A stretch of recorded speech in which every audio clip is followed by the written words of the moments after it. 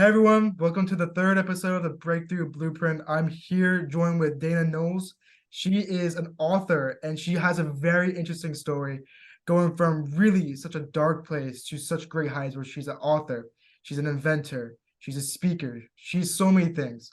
And no, for this episode, I'm really excited. So, Dana, I'm just going to start off. Can you just take me through your entire life's journey? Because seriously, I have not heard something this interesting in such a long time. So I'm just going to let you go. That's so weird to hear because people say that all the time. Your past and your life is so interesting. I'm like, yeah, it's just my life. I lived it. You Really? know, I'm surprised because I feel like every yeah. single I talked to my parents about you. I talked to like about who I was interviewing, and they were like, "What the actual like that's crazy." Especially like now that you're married to the mayor, like that's just ridiculous to me. So Hmm. yeah, seriously, I'm surprised that people don't say that more often. Well, I think that's what prompted me to write the book. Because everybody says you have such a great story, you need to share it, and you have so much experience, you need to share it, and I finally did. I wrote a book, and I'm sure we'll talk about that a little bit. But yeah, when you say all those great like kind of accolades that I've done, author, speaker, business owner, inventor, first lady of Martinsburg, West Virginia. But yeah, I mean, I can roll through my story as quick as I possibly can because my story is like really there's a lot of in depth and a lot of seedy past and a lot of crazy stories. But for the sake of time, Mhm. I just kind of roll through it pretty quick. I was born in Pittsburgh, about 20 miles out of Pittsburgh, in a small town called Lower Burrell, and I came from a great family. Mom and dad were there, family vacations, dog, pool, Dog. dinner on the table at 6 o'clock. Everything. I was this normal little kid, just, bouncing around, playing jacks and Barbies and doing whatever we do and, digging up worms and all that jazz. And when I was 12 years old, I was molested by a family friend, and we're going to use that friend very, very I remember. loosely. And that went on for about 2 years, and the guilt, the shame, feeling dirty, not having anybody to talk to. At least, molestation now is more out in the open, where they teach kids, people don't touch you in those kind of places, and so I found, alcohol was, like many teenagers, they, smoke a little Mhm. pot, drink a little bit. And that's where I started because I realized that when I drank, it took the pain and the guilt and the shame away. And then I used that alcohol for medication till I was 35. When you Um, first had alcohol, did you like ever expect it to get out of control? Because I know that Never. when we talked previously, you said that when you were drinking a lot, actually had your addiction. You didn't think you were addicted at all. Like when you first started, was it just like a casual, oh, like this is what all the kids are doing nowadays, and it spiraled, or was there any point in time during that beginning stage where you're like, this may actually like be bad? No, no. And I think that's where the misconception is that, I didn't take that first drink when I was 13 or 14 and say, I'm going to be an alcoholic. I'm going to destroy my life. That's my mission. It definitely, That's not what, no, nobody says that. It was yeah. just, going to somebody's house and stealing a little beer or wine or whatever. And then, of course, going to I lived right near the river. So, the parties on the weekend at the Yeah, river, and all the definitely. kids would gather, and there would be a barrel of beer and grain punch alcohol, and somebody'd be smoking some pot, and then, dabbled in a little bit of pills. And now in hindsight, I can look back and say that was absolutely, the beginning of my downfall, where it affected my family life. It affected my school. It affected just every part of my life. And I think, after getting sober at 35, I realized that I was so angry at everybody. I was angry at my parents for not protecting me from something they didn't know was happening. And then, it's like this spiral out of Yeah, control. definitely. And by the time I was 17, I got thrown out of high school. I got pregnant. And then drinking and drugging just became a part of my life. And then harder drugs came into it. And then not being able to hold a job because of drinking or drugging. And then getting into the seedy side of life, where I could drink, I could drug and still work, which was I worked in an adult bookstore behind glass for years. I worked, which is, that's a whole story in itself right there. And then I started stripping and, prostituting, and had a madam and worked that kind of circuit for a while. And And the whole time I'm drinking and I'm drugging and I'm trying to take care of my son, which I did a terrible job at. Luckily, he turned out pretty good, in spite of myself, and because I wasn't getting Mother of the Year back then, and I mean, you know, now you probably are. I mean, now he's probably yeah, doing pretty well. yeah, I think I get maybe Mother of the Year now. My thank goodness that our children can be so forgiving, because I Definitely. don't just I tried to shield him from as much as I could. It could have been so much worse. Mhm. But our children, like, parents are forgiving of children, children are very forgiving of their parents. And so that lifestyle just spiraled out of control, and the people that I was hanging out with, and I say I've had a knife to my throat, I've had guns to my head. You put yourself in those really bad situations, bad things are going to happen. But I was a type of drunk that, they say you got to hit your bottom, and through all of these years, I always say I could never hit a bottom. I would scrape it.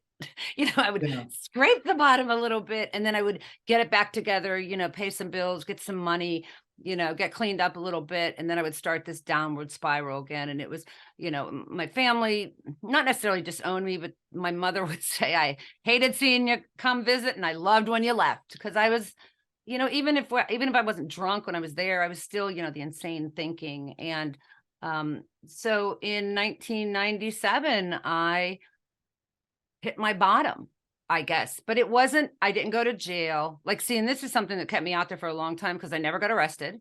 I Mhm. never lost I never lost a job, but I always worked at places you could drink, because I worked in the bars. So I didn't lose my kid.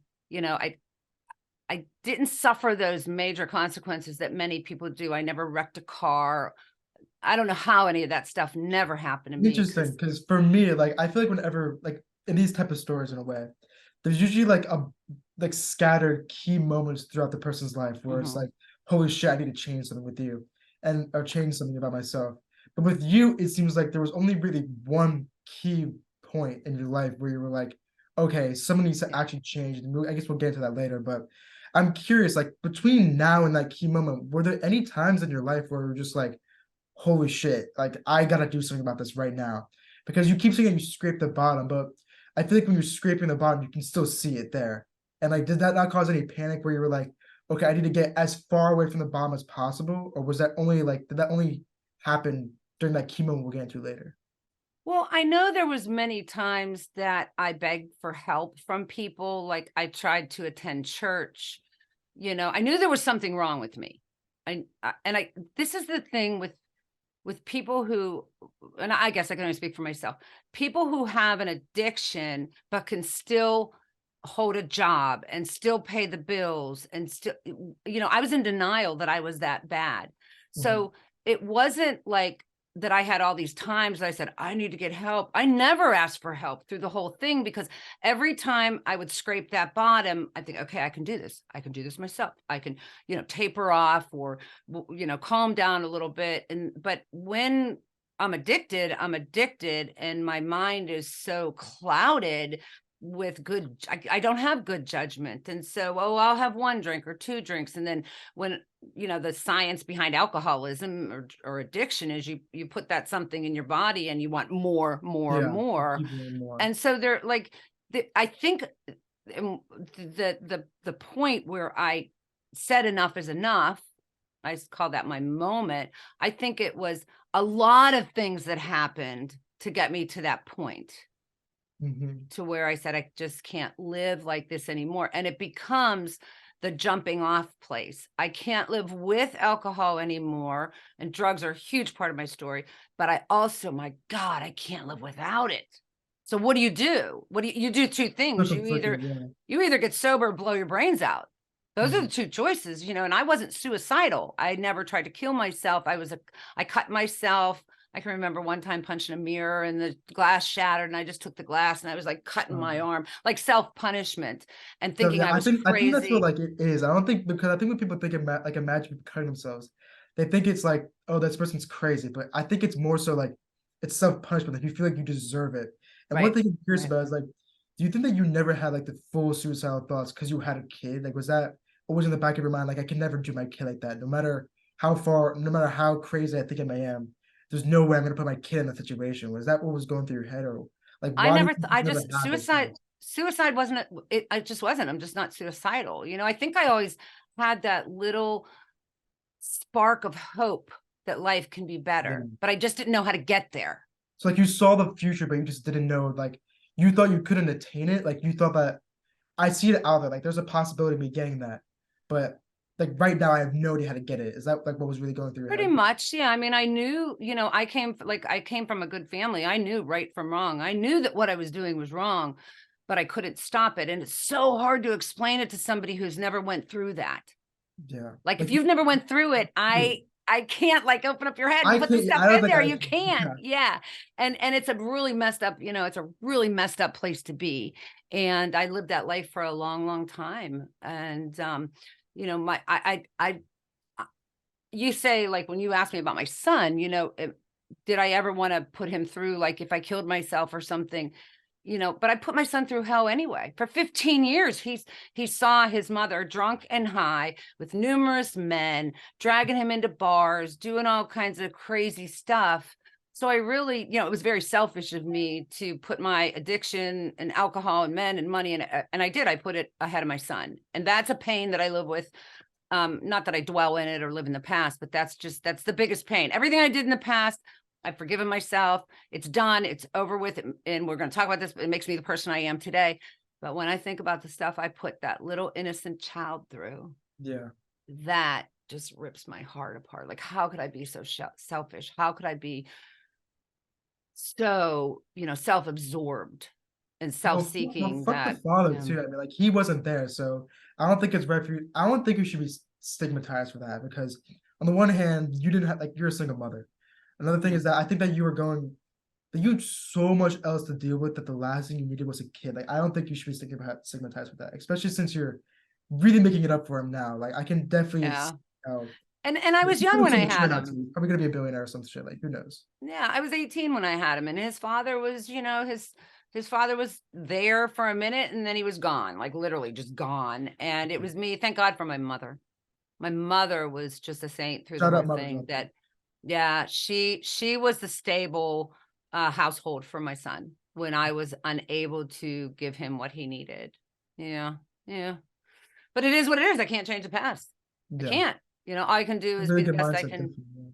Yeah, be the best I can be going forward. So I guess continue with this. So you were in a state where you were doing these various things, like you were stripping, you were drinking a lot, working at bars. What was that? What happened next? Like, how did we get to that moment that we talked about earlier? Yeah, well, I actually got blacklisted from all the bars I was working at because I was drunk all the time, and I was, for a while, for years, they really liked me because I could sell a lot of sell a lot of drink a lot, so they like to sell a lot of booze, and then I crossed the line where I would go into these instant blackouts, and for anybody who doesn't know what a blackout is, it's like you're awake, you're functioning, but I have no recollection of it, and I would get violent. Like I would, there'd be a girl on the stage and I'd throw a glass at her. You know what I mean? Just, I was freaking nuts. Right. And, I I had a can definitely mental see kind of, that. I can so see that. I can literally, picture that in my head right now. I literally threw a glass at her and told her, you suck, you're blah, blah, blah. And the bars might kind of frown upon other strippers throwing things at the other stripper, Definitely, yeah. right? So, and I was a kind of, uh, I was unwelcome at a lot of the bars. You put it nicely, yeah. So I started, and this is the crazy thing is because when I was unwelcome at the bars, I kind of got blacklisted from the whole circuit of bars, and I went around and worked at all these different bars, and I remember cleaning houses from a drug dealer years ago, Yeah. Oh my and God! Wait! What I the? thought, Whoa! Whoa! Whoa! Whoa! yeah, Whoa! Whoa! Whoa! Whoa.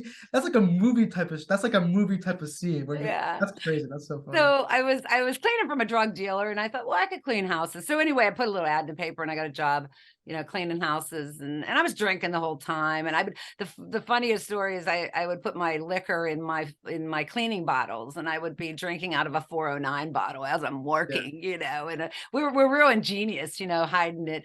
And anyway, so this would have been like, I mean, at this point now I've really crossed the line where I am physically addicted to alcohol, and I have to have it in my body 24/7, or I'll go into the DTs, and What's DTs?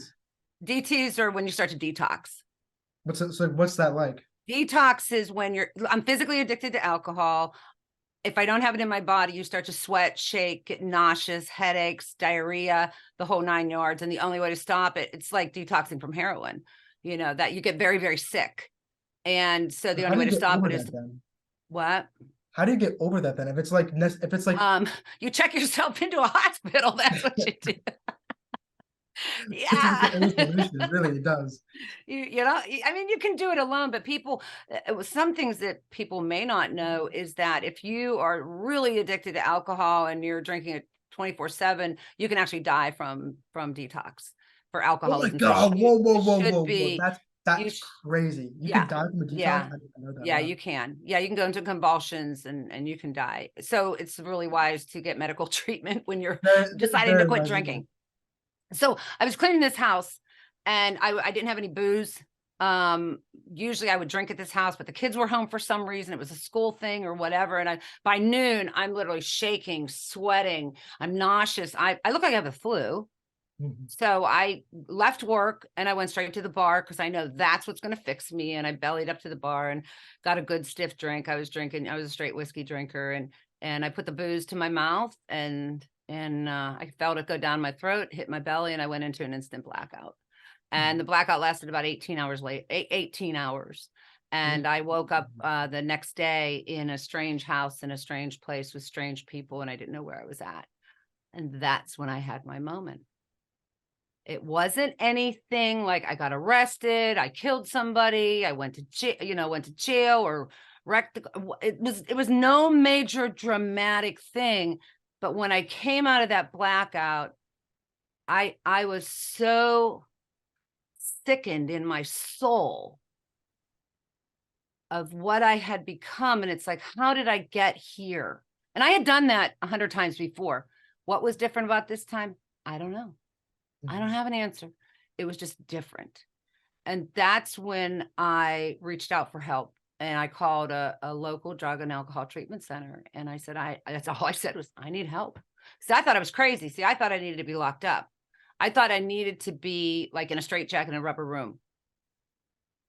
And I went into treatment and they detoxed me, 3 or 4 days of detox to make sure you don't convulse and die. And they do it medical, giving me some, whatever they give you, to kind of get you through it. And then I learned I'm an alcoholic. I'm not crazy. And as long as I don't put booze in my mouth, and because see, my pattern was booze, drugs, start to drink, I become insane, like not insane, but they said like I become insane and I don't use good judgment, which is technically my definition of insanity, not using good judgment.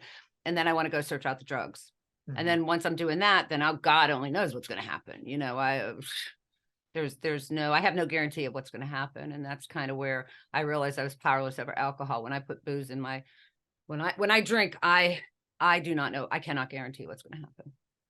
Something that I'm curious about is that, like, for example, I think right now in college, right, there's a lot of kids out there who, I guess, are dependent on alcohol in a way, but they don't know it. Like, for example, they self-proclaim, like, they need to go out on the weekends every weekend. They need to drink every weekend, like, that type of thing. I'm curious, like, did anyone ever come up to you and be like, you have a problem, like, you're alcoholic, you're a problem? Like, when you heard that, what went through your head? Were you ever like, was it ego in a way saying that these guys don't know what they're talking about? I'm fine. Was it all ego? Or what was really like your thought process when people were saying like, hey, you're looking at you have a problem? I had one person in all the years, and this was about 1991 or 92, that actually told me I was an alcoholic and I needed help. You need to go to AA. And I thought, well, maybe I'll try AA, go see what it's about. And I went to a couple meetings and I compared myself right out of the rooms, which means instead of trying to listen and relate to what other people were saying in the meetings, I was comparing myself to that person who lost his kids, or that person who, went to jail, or that person that got a DUI. And so all those never happened to me.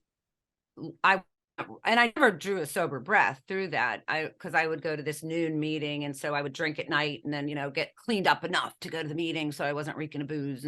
And I went for 30 days or 20 days or however long I went for, and I just never went back. And I thought, you poor people, you can't drink anymore. How sad. Mhm. So like in your How head, sad because that is for you people. Oh my gosh, I feel so bad for you.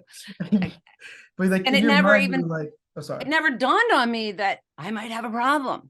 And Was so it I because you never had like a serious probably, like issue? Like it was never yeah, like, oh yeah, my God, I almost died that day. Like yeah. because nothing like that happened. I said that's interesting. I feel Well, like what's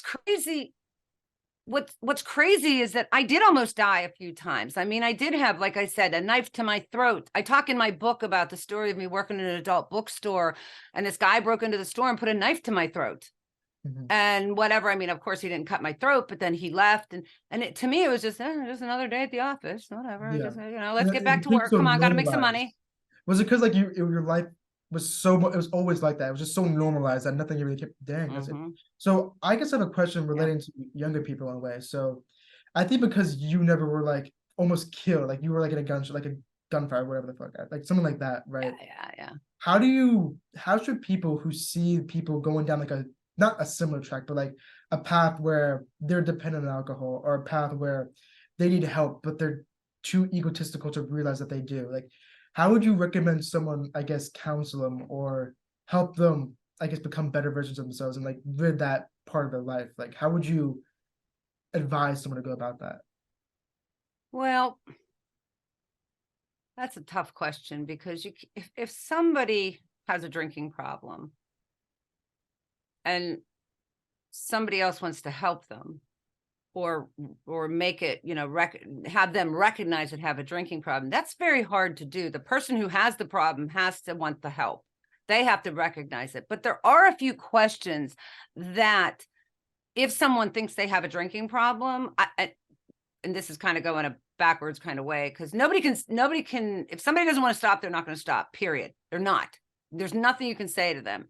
If they want to stop, they say if they want to stop, there's nothing you can say wrong. And if they don't want to stop, there's nothing you can say right. That's smart. That's And smart. yeah, that's kind of the way. But there's a couple questions that I've learned over the years that if someone thinks they have a drinking problem, the one question I just touched on it, ask yourself, can you guarantee your actions once you pick up that first drink? If you have a drinking problem and you're suffering consequences from it, you're probably going to say, I cannot guarantee my actions. And the other one is, can you stop once you start? Alcoholics who drink, when they start, they cannot stop. They might be able to go, and this is a real misconception, that you have to be on a park bench with a brown paper bag to be an alcoholic. That's not, I mean, most people that I go to a lot of 12-step meetings still after 25 years of sobriety. I go to 12-step meetings, and many of us are very high functioning, very professional. But we could maybe go a whole week or 2 weeks, but once we start, we cannot stop until we pass out or a consequence happens. So those are kind of the two questions that I would say for someone to ask themselves. For someone who wants to help someone, there ain't much you can do. If they don't want to see it, they don't want to see it. That's so And interesting. That is a really interesting take because for me, I know like in college, there's definitely people that I know who they have like it's clear to me. I don't drink. I just don't mm-hmm, think it's a good. I think it's mm-hmm, a really if you start like what you said, like I feel like once if I get in the habit of doing it, it's just gonna spiral. Like our genetic bloodline has like a history of alcoholism, mm-hmm. and but I will see like people who visibly had a problem, like they like there's some people at my school who when they start drinking, right, they will go out Thursday, Friday, Saturday, and sometimes Sunday, 4 days out of the week. That's a majority. Yeah. And they'll be super functioning throughout the rest of the week. But once the weekend, like once that Thursday hits, Yeah. that's when the bottles pop and they start going crazy. And they go to clubs and they'll get like fucked, like completely destroyed, like 12 shots when their tolerance is like 6. And for me as a like an observer, it's very clear that like, okay, this person has a problem. Like they can't go a week without drinking. Like they need to go out and drink. And it sucks because I will see the consequences and how devastating they may be, but they won't. And Yeah. like I did not. That's interesting. I like really there's no questions that or statements. Like it has to be the person drinking. Has to. Something that I would say though too, and again, I talk about this in my book, is that I would rather say something to a friend or a family quietly off to the side. Hey, I see you're drinking a lot. You may have a problem, and then just leave it at that, than not say anything at all. Because if you don't say anything, it's kind of like, oh, I don't care. Like your actual not saying anything is actually saying, I don't see anything and I don't care. So when we see someone, a loved one that has a problem, that's probably the best thing that we can do, is just say, I see you're drinking a lot. Hey, I'm here if you want help. But ultimately, there's nothing you can do. You can't say anything to make someone, hit that bottom. They got to hit it themselves. And everybody's bottom is different. Mine was an emotional, spiritual bottom. Mine wasn't a physical bottom. Yeah. So Wow. it's, Okay. That yeah, and it's sucks. That frustrating. Yeah. I hate that I answer. know. I know. It's definitely Yeah. true because I know that because when I try talking to the people about it, the people who I think are like the people who clearly have a problem, like Yeah. usually ends up with them like being upset with me for thinking that they have that problem. Yeah, of And, course. Of like, course. We're gonna be pissed. We don't Screw you. What are you like talking about? I don't have exactly a problem as our, as they don't drink it the next day, yeah, yeah, yeah. and or they just ignore it. And I mean, that's like, damn, that sucks. But I Yeah. guess going back to like, I guess advice, like I think there's two sides to the story, right? You have your side as someone who's actually experiencing it, who's going through like these different things, and you have people who are observers, I guess, or people right now who are observing your story and saying like, oh wow, this person must be like crazy, like she must have been very like, she must have like a shit childhood, she must have gotten beaten as a kid, alcoholic parents, like something like that. What No. I find super interesting is that you had a fairly good childhood, right? Like you Yeah, I had a did great well, childhood. great childhood, right? Like, and I think that's very indicative of a lot of people right now too. Like they'll go to a great school, they'll do great things. Like I know there's been some family members of mine who've been like literal inventors of very important things, but it's the alcohol that gets them and they ruin all their progress. Like, Yeah. how do people prevent that from happening? Like, how could someone like I really hope it's not the same answer of it's you can't, there's nothing that the observer can do. It's all based on the person. But is there anything that like I could do as an observer or someone else as an observer could do that could prevent someone with so much potential from going down the wrong path? Or is it pretty much all reliant on the person themselves from being self-aware? Um, there isn't anything you can do. There's nothing you can say. Sorry. No, I no. wish I had some grand answer for you, but I don't. And this is the messed up thing. Okay, so I came from this really great family, right? No alcohol, no drugs. My parents got along. They loved each other. It was a good family, right? We did all the family things. And then I have an older brother and older sister. They do not have a drug and alcohol problem. My brother drinks socially. My sister doesn't drink at all just because she doesn't like it. So then I'm all screwed up. I dragged my son through this madness for 15 years. He was 15 when I got sober, but my son does not have a drinking and drug problem. He runs his own business. He's married. He has 3 kids. You know what I mean? It's like, Jeez. but my grandfather was an alcoholic. Mhm. And sometimes they say it skips a generation. And I know many people whose parents were just shit and they turned out to never touch drugs or alcohol again. I don't know. It's like even with their I don't I wish I had an answer. I wish I had this magic, like just say this to them. But I do believe one thing, that if I say it once, it's a suggestion. If I say it more than once, I'm trying to control the person.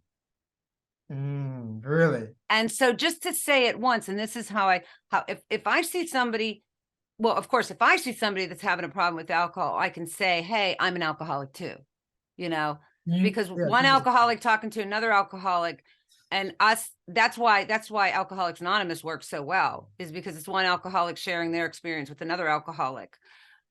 Because it's like somebody that I'll say that had a child that passed away. I yeah. can't help It's that just, person the way yeah, somebody else can help them that has a child that passed away. yeah, Now, or like my father passed away, so I can talk to somebody else about my experience, and we share our experience, never telling somebody what they should do. Don't should on me, I won't should on you type thing, and that's why that AA recovery works, because it's just one alcoholic sharing their experience with another alcoholic. And Mhm. I don't know. There's no magic answer. I wish there was, but there's That not. sucks. Wow. I That know. really, really sucks. I That know. actually, and I think they're like the funny thing is that I do think it's somewhat genetic in a way. Cause like I know that for me, like what's it called? Someone in my like a couple uncles, like whoever the hell, like someone in my family has a Hmm. they went to like they went to Northwestern when they were 16. They went to Duke when Hmm. they were like 18, 19. They made like hundreds of millions of dollars and during the dot-com bubble thing. And but they let alcohol like destroy their careers in a way. Yeah. Yeah. And it sucks because you see these people with so much potential. Like right now, I bet you during your whole like the 30 years when you were going through, was it like 30 years, 20, however long So it I was? was, well, it was probably 20 years from the time I picked up until like really started running until the time I got sober. Good Like I 20 bet that years, during that whole 22. 20 years, there was someone definitely who saw you and thought this person has so much potential. Oh my goodness. Yes. There was probably dozens of people, but And it I think, sucks because we'll see these people and then like we can't do anything. So like yeah. I don't know. But this is the thing about like, I really, even with my family, like I never went to weddings. I didn't go to baby showers. I wasn't invited to anything because nobody wanted me around. I didn't Mhm. know when people died. Like I got sober and I'm like, hey, how's Aunt Mary doing? And my mom's like, yeah, she died like 4 years ago, Dana. I'm like, oh, apparently I wasn't invited to the funeral. Well, they didn't want me around. And then what I did was just start hanging around with other people who were doing what I was doing Mhm. because no normal people wanted to hang around with me. No non even social drinkers. Nobody wanted to hang around with me. So I hung was it like a around. cycle of where you got ostracized, then you found more people like you, then you got more ostracized, and then so forth and so Yeah, we on. find our tribe. Just like being sober, we find our tribe, or being an inventor and being in the inventing world, or being in the business world. We find the Yeah. people who are like-minded. Yeah. And when I'm drinking and jogging, I don't want to be around no sober people. Oh my God, I might catch sobriety. Oh God, I don't want to be around them. The disgusting little you know, thing. I want to be around people who are doing what I'm doing. Another thing I'm curious about is self-awareness as well. I feel like through the 20-year stretch, you seem to be self-aware that Mm. something was wrong. Like you could tell yourself and look at the things and be objectively truth about it. Like something is wrong with what I'm doing. And you had a sense of self-awareness there. Hmm. Why was that self-awareness not like I'm confused as to why there was no like you were self-aware, you realized that something was wrong. But why did you not go forth with correcting that self-awareness? Was it ego? Like what was it? Because in my personal life, I know people who they can see that there's a problem. Like they can see like, oh, maybe this is not so good. But they don't have like the full self-awareness to be like, okay, let me fix it. Like I wonder, like, why was that self-awareness not telling you, hey, fix this, fix that? Because it comes down to being in denial that I wasn't that bad. I really wasn't that bad. My house was clean, bills were paid most of the time. I could hold a Mhm. job most Every of now the and then. time. I mean, I could clean up. This is my thing. I could clean up real well. There was a Yeah. lot of people when I went into treatment, when I went in to get help, that didn't even know I had a problem. Like all the people I worked for, all the people I cleaned for, none of them knew I had a problem because I could show up and I could get it together long enough, except for that last day when I was deep, because I would always have booze in my little cleaning thing that I carried around. I And can it comes imagine to, like well, unscrewing your hand sanitizer bottle, just drinking from that. yeah, that was pretty much, yeah. But there comes a point too in my life, I don't know about anybody else's, that I was drinking to maintain. I Mhm. wasn't getting slobbered down drunk. I was drinking because my body physically needed it. Yeah. Sometimes I'd overshoot the mark a little bit and, sometimes not. But you know what? I don't have an answer for that. I don't. Why didn't I ask for help 5 years prior, 10 years prior? Uh, It was just denial. I wasn't that bad, maybe. But then again, I know a lot of people who've had 5, 6, 7 DUIs. I know people who have, went to prison a few times. I know people who've lost their kids or lost their jobs, or they're out on the street and they're still out there drinking because Yeah. it's a fucked up disease, man. It's messed up. It is a disease. It is definitely a disease. I can It is. so see It how that. is. Yeah. It is. And there's science, back in the day, in the 30s, 40s, 50s, was 60s, they couldn't see into the minds of an alcoholic. And they do this. I went to this presentation a while back and they showed a brain scan of a normal person who looks at alcohol and drugs and how the normal person brain reacts. and how an addict's brain reacts. It's like fireworks, man, when It's somebody definitely night sees. and day.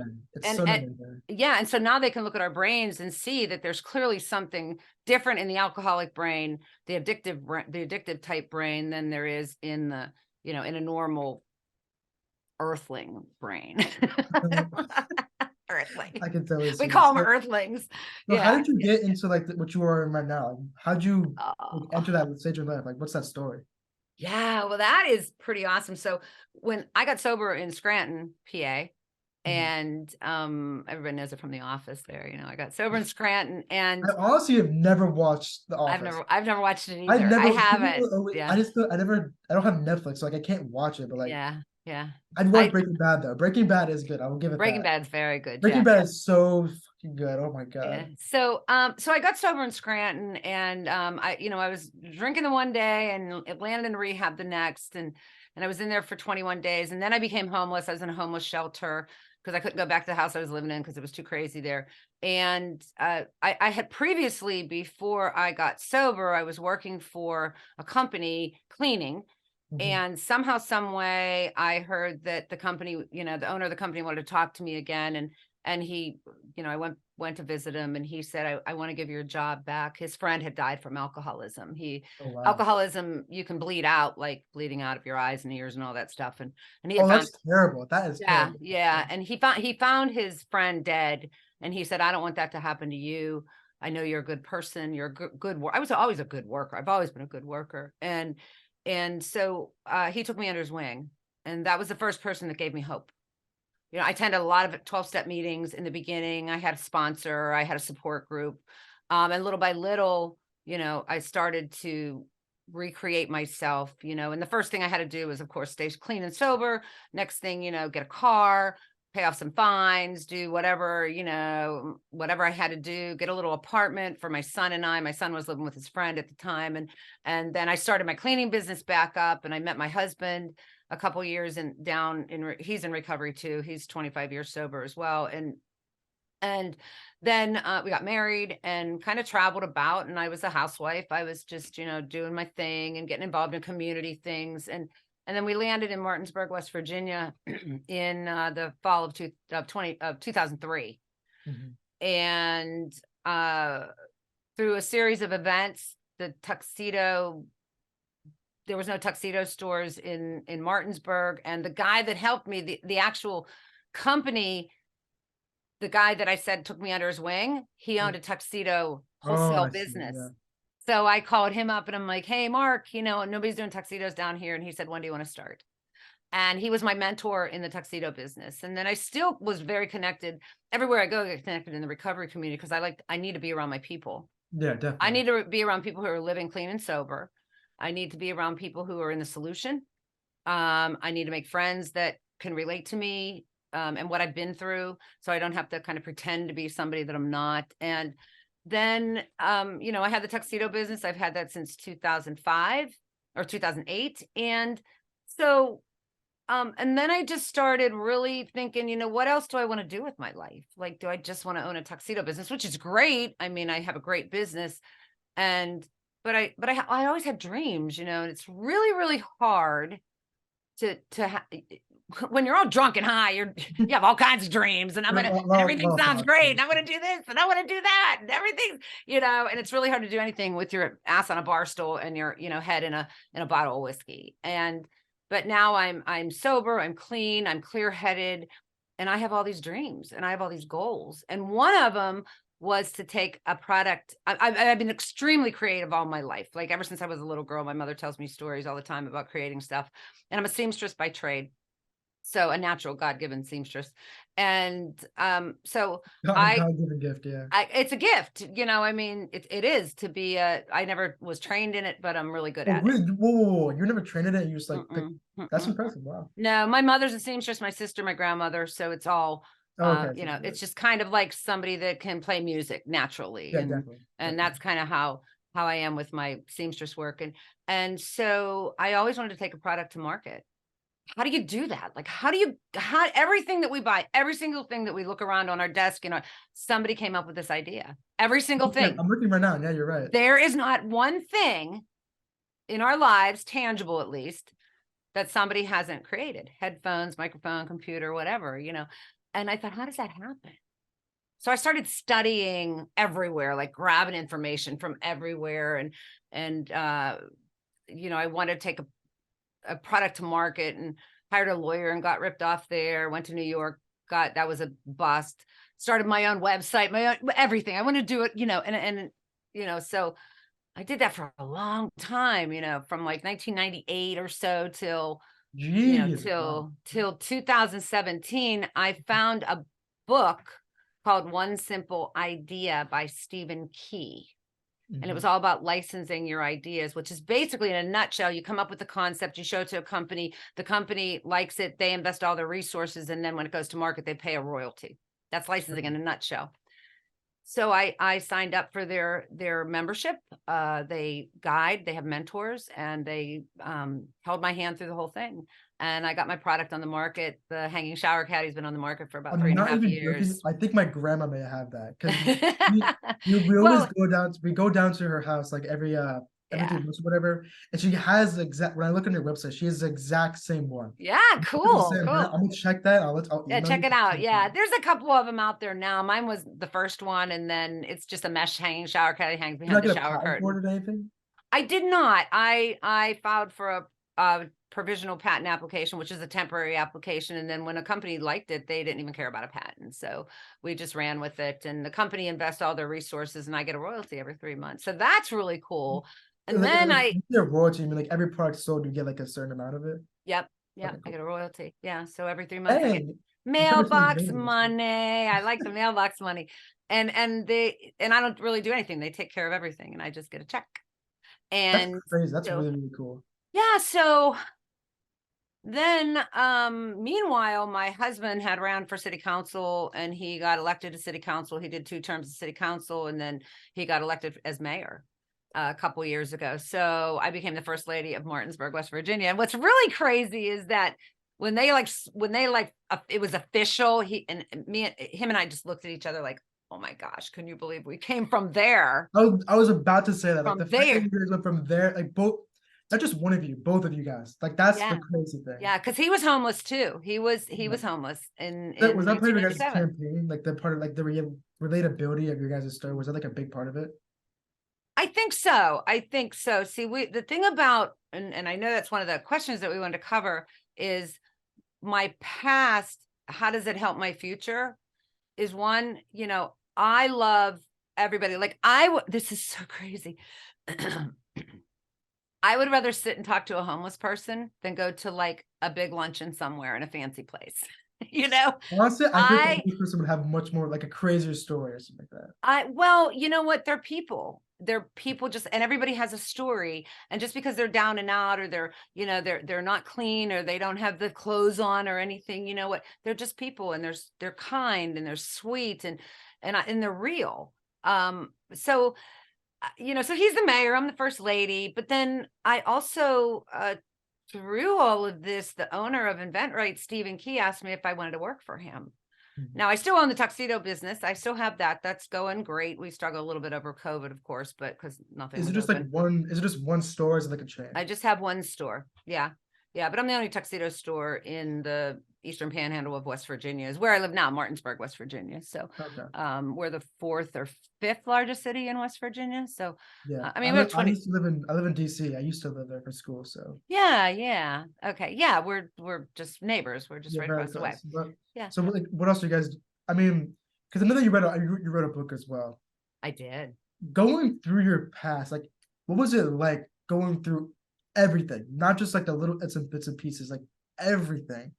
Like, how was because if you're not, I'm not sure if you're familiar with David Goggins, but he wrote, he's a Navy SEAL right now, and he went through a lot of childhood abuse, and he wrote a book on his life in a way, and he recounts like going through like his entire life, and everything there was super difficult because there's so many like memories that you try to block out and stuff you try to forget, and writing a book about it brings to the surface. Like, what was that story? What was it like for you writing a book?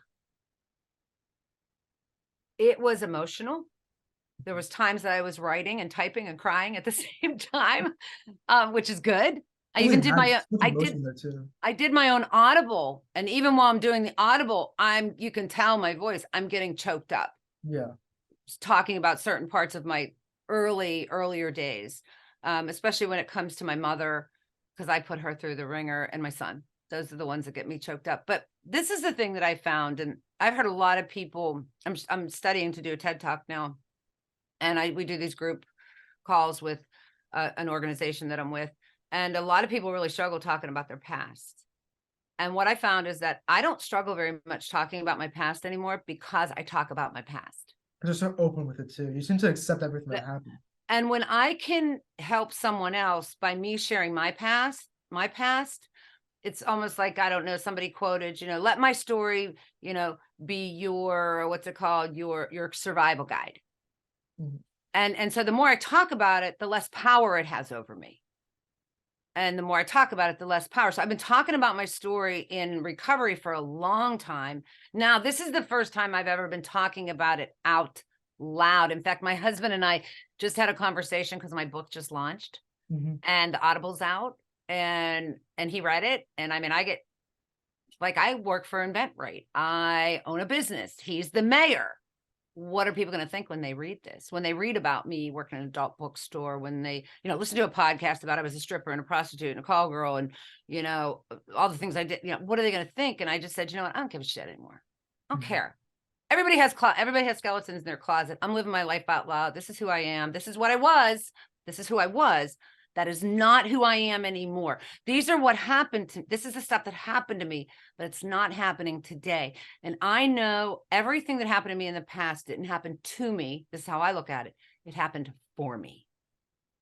I think that's a very good way of saying it too. I think that the fact that you didn't get like any serious injuries or like get killed in a way, I guess in a weird way, it shows that in my mind, I believe in God, and I believe in God, like that whole thing. I do. I'm I very feel like spiritual. Yeah. I feel like God had a plan for you, like to not get like killed or like hurt doing any of that stuff. And he knew that you had potential in you Well, to and go this through is these things. how it goes. Like, everything that I went through so that I can help somebody else now.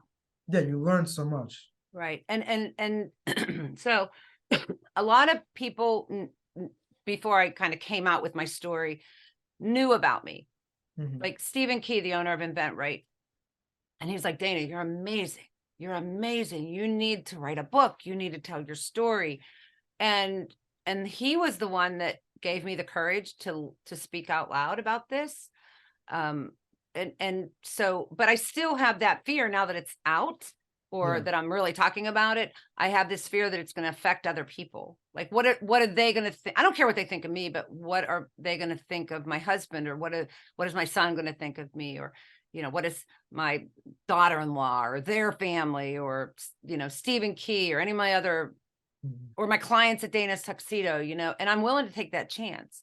Now, the response I've got from the pause method is the name of the book. Here, this is what it looks like. This is actually the not for sale, not for resale version, but the response I'm getting is, even it's only been out a week or two, is, I have 5-star reviews. It's great. It's a super easy read. It's like 100 pages. It's an airport book. You can read it while you're on a flight.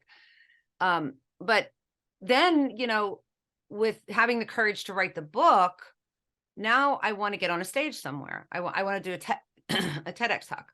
Yeah. That's a big accomplishment, seriously. Yeah. And so I'm being trained to do that now. And again, everything that I've been through since when I was out there drinking and drugging, I was on my own. It was like me against the world, me against the world. Everybody's against me. They all hate me.